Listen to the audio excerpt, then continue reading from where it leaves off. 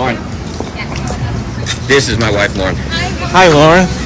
I'm Rick. Hi, Rick. My wife, Kelly. Hi, Kelly. Wow, you're gorgeous. Oh my gosh, how are you? Thank you. I tell her that too. Yeah, good job, chef. Dang. So Lauren's been the one like running all the front of this stuff. Oh. So We brought some stuff for you guys.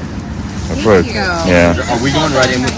Can I just tell you, this is my favorite restaurant? Really? Oh my god. Oh my gosh, thank you. Yeah. I'm like usually Those running lobster around. rolls are the best. No, there's. Okay, I'll keep one of these for tomorrow. Okay. Wow, you guys got a lot of donations. This is nothing. I got it the other day. Like cupfuls? Really?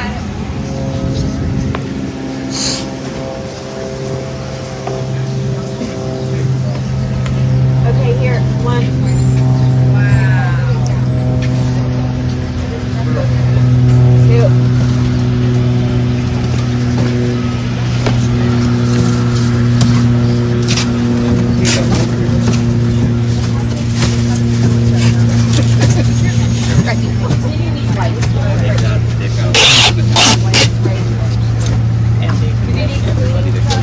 I've seen him throw a couple people out. We've had scammers here. We have people rolling up in trucks trying to pick things Yeah, up. they're like, we're taking you to LA, and I go, no. Oh yeah. I asked them, how do they know that randos can't just pick the stuff up, and they said that they get vetted. Oh, We really? vet people here because we're giving away meals too. So we've given away about 50 to 100 families worth of meals, and Lauren talks to all of them. She sees the photos, and she's vetting. She also wants to hear their story, right? So it's double. So some people, it's a little. What inspired you to do this? Well, look, there's two different angles, right? Lawrence's angle is a little bit more emotional. Mine's more policy. I knew that the government was not going to step in. It was going to take them weeks to be able to pull their shit together. Can I say that? Yeah. To actually like get something done. We saw this during COVID. During COVID, we started a restaurant relief fund. We raised $700,000. We distributed it in $500,000 checks across the country because when the government said they were going to help, it took so long, and many governments didn't step up. So we said we're going to do it. Restaurants always step in, right? So we knew when this happened, we're like, the same thing's going to happen. I guarantee you there's not going to be relief. There's not going to be any help. And even now that there is, right, $770, like these people lost their homes. These people lost absolutely Is that what they're everything. giving? Checks for $770 bucks? Yeah, $770. Yeah. It's Maui part 2. So we knew like, okay, we can pull. We have a platform, right? So we can pull people together. But we're in Orange County, as you know, so we're separate from what's happening in LA. Yeah. So many people in Orange County feel helpless because they want to help, they don't know how. So it's like, let's give them an opportunity to help by coming here, and then we'll take it the next step and get it all done, distributed, and figured out. You told me yesterday you had 50 cars lined up, like all day? It's been such an amazing, overwhelming response from the community. We've had people driving up from San Diego to come help out, to take stuff down to LA, or up to LA, I should say. And it's just been such an amazing response by the community. Like, it's nothing I've ever seen before. People are willing to do whatever they can, run to Costco, get the things that we need. I mean, I can't believe it. Where are these people that you're giving food and goods to? Are they in their homes or are they in a shelter? No. They're all over. So Lauren's communicating directly with a lot of families who are either staying with friends, staying in hotels, and she's getting them what they need. We're also communicating with the Dream Center in Los Angeles. They're housing 100 families or more, I know, right now, and they've actually put an initiative together to rebuild homes and furnish homes for them. But then the Dream Center is also acting as a shelter, so people are coming in there, staying there, but getting what they need. But then also beyond that, we've got, like, for example, we're working directly with all the firefighters on the front lines. Lauren's in like a secret text message group where I can't share this information. Tell me which it is.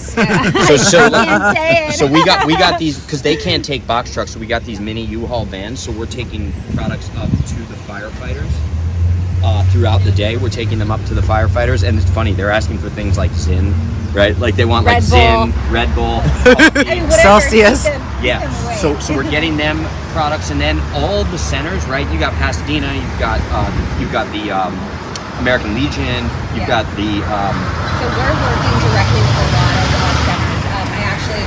This is a crazy story. I had this lady that came up to me kind of frantic. She said, hey, and she pulls out her badge, and I'm like thinking I'm in trouble. She's going to shut this down. She's like, I need stuff. Please help me. She told me people, because once they leave their houses, they can't come back into the neighborhoods. So people are staying there.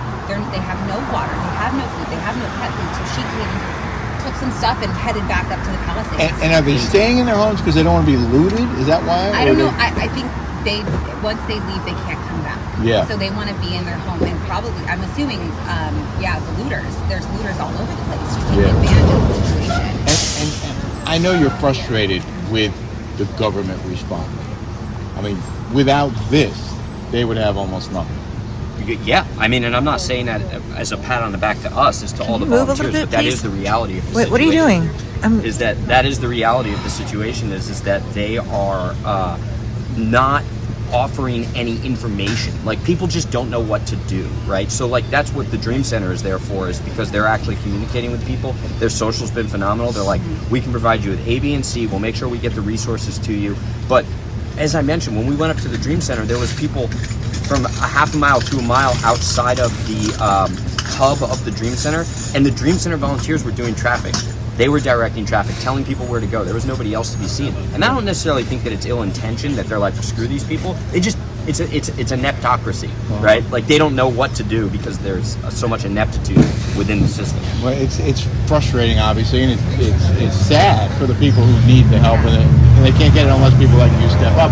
But the other thing that I learned was that people are coming on your Instagram or your site, and they're saying, I want to help too, and other restaurants are following your lead, is what I was told. But there are other restaurants now doing similar things that you're doing. A lot of restaurants have stepped up and are helping to provide meals. So, for example, like, we've had restaurants come here and drop meals off that then we've taken up to Los Angeles. They just didn't know how to take it to the next step, or their platform wasn't big enough to be able to kind of pull together this. But you're cooking hundreds of meals a day? Yeah. Yes. Who's paying for all that? We've gotten a lot of donations, so that's been helpful. We're covering a ton of the cost ourselves. How do people donate to you? Yeah, how do people... I've been the one keeping everyone up to date on my Instagram. So at Lauren Gruel at Lauren_Gruel. How do you spell your last name? Gruel. So I've been keeping people up to date with what the centers need, because the needs are changing on a daily basis. So sometimes people come and they see a post from 2 days ago, and I'm like, I can't take that stuff anymore. So just follow me or follow Andrew. We've been kind of being able to keep everyone up to date. It's fluid, so the needs change day to day. Yeah. And are you getting donations from across the country now? That's what the Amazon trucks are. We've got people all over the country who are sending in products via Amazon. Yeah. How long do you see a need for this? How long do you see this going on?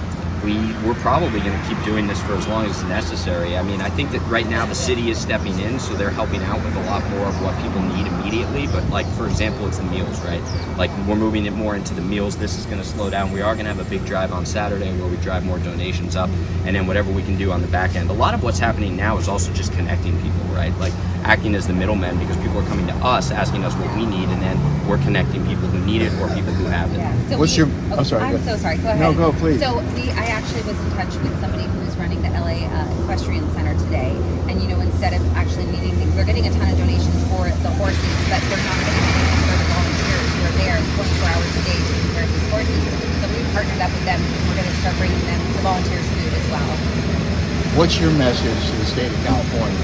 Well, they gotta get it together. I mean, and giving people $770 isn't enough, right? And the way they're playing politics with the wildfire in regards to attaching a Trump-proof bill with the bill for wildfire relief, like, they just gotta get the money out there. If I was a politician or a state senator, or I was Gavin Newsom, I would be literally on the front lines with envelopes full of money and an empty checkbook, giving people money, being like, because this is what you need. Well, you guys are doing great. Thank you. Appreciate it. Thank you so much. Thank you. I'll let you get back to it. Thank you. Can we just go in the kitchen and get a little video of your... Yeah. I think they're making some stuff right now. Yeah. I would love to have Come back.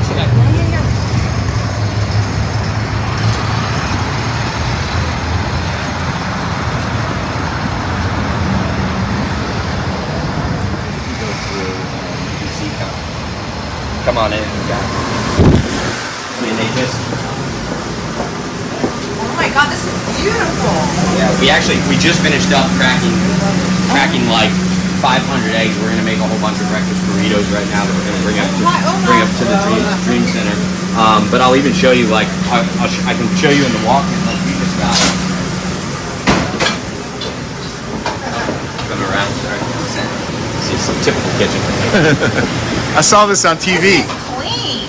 This is the Oh, cleanest kitchen I've ever seen. we keep it clean. Oh my God. But like all that ground beef right there.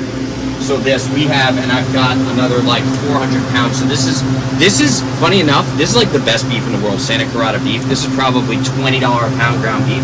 He gave us 500 pounds of this. So we've just been rolling out. You see, my guys are pointed by the tray full. We'll turn this into like 400 meatballs today, and then we'll get those up to the Dream Center immediately. I'm doing tenderloins as well. I'm doing tenderloins for everybody.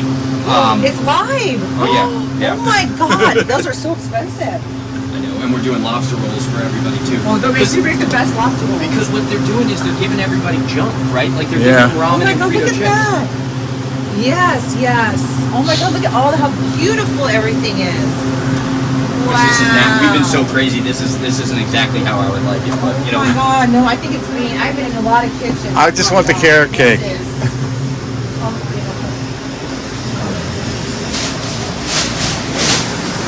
So we can go all the way through to the front. Coming in. I mean, these are so expensive. Like, I mean, right? Yeah, it is pretty tight.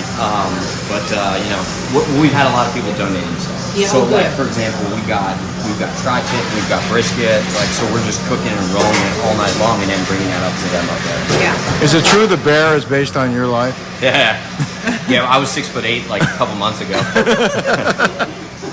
I love that show.